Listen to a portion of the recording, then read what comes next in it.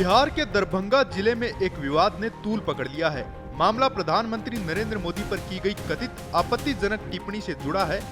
Police ने बताया कि दरभंगा के सिंहवाड़ा प्रखंड के बकुड़ा गांव के रहने वाले मोहम्मद रिजवी उर्फ राजा को गिरफ्तार किया गया है।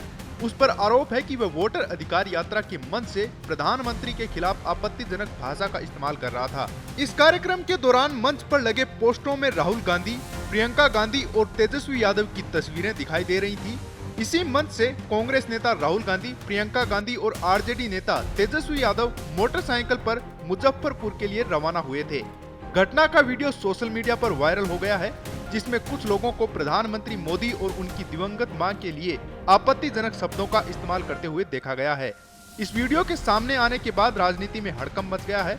पटना में बीजेपी और कांग्रेस कार्यकर्ताओं के बीच झड़प भी देखने को मिली। भाजपा ने इस मामले में कड़ी प्रतिक्रिया दी है। पार्टी ने पटना के कोतवाली थाने में एफआईआर दर्ज कराई है और राहुल गांधी से माफी की मांग की है। बीजेपी नेताओं का कहना है कि इस तरह की भाषा न सिर्फ प्रधानमंत्री का अपमान है, बल्कि देश की संस्कृति और मूल्यों के भी खिलाफ है। बीजेपी प्रवक्ता नीरज कुमार ने कहा कि एक गरीब परिवार से आने वाला ओबीसी समाज का व्यक्ति जब प्रधानमंत्री बनता है तो कुछ लोगों को यह बात बर्दाश्त नहीं होती। उन्होंने कहा कि यह नफरत और जलन ही ऐसे बयानों की वजह बनती है जो बिल्कुल अस्वीकार्य है। वहीं वरिष्ठ बीजेपी नेता रविशंकर प्रसाद ने भी इस घटना की कड़ी निंदा की है। उन्होंने इसे शर्मनाक बताया और कहा कि यह प्रधानमंत्री के साथ साथ भारतीय संस्कृति का भी अपमान है। तो इसी बात की है ना कि जिस भाषा का ये लोग इस्तेमाल करते हैं, राजनीति में मतभेद होंगे और वो स्वाभाविक हैं। और भारत जैसे लोकतंत्र में जहां पे इतनी विविधताएं हैं, जहां पे इतने राजनीतिक दल हैं, हर किसी का अपना पक्ष होगा, हर किसी का अपना मत होगा। पर अगर मतभेद की परिभाषा शब्दों की मर्यादा को गिराना है तो ये कतई भारत जैसे लोकतंत्र के लिए उचित नहीं है और मैं कतई इसको स्वीकार नहीं करता हूं। मैंने हमेशा कहा है कि राजनीति में भाषा की मर्यादा का पालन करना होगा और भारतीय भाषाओं की खूबसूरती है भैया।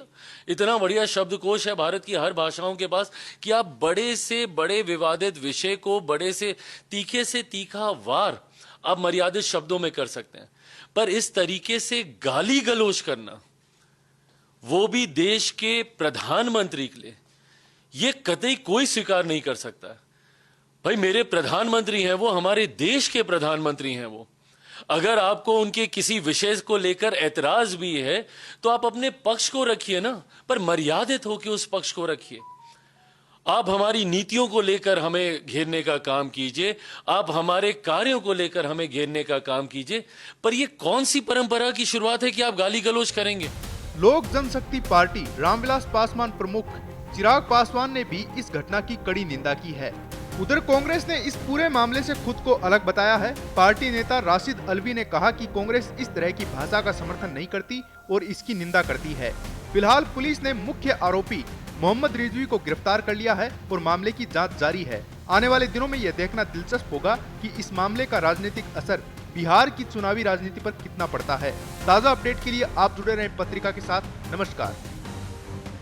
देश दुनिया की ताज़ा खबरें और वीडियोस के लिए अभी डाउनलोड करें पत्रिका ऐप।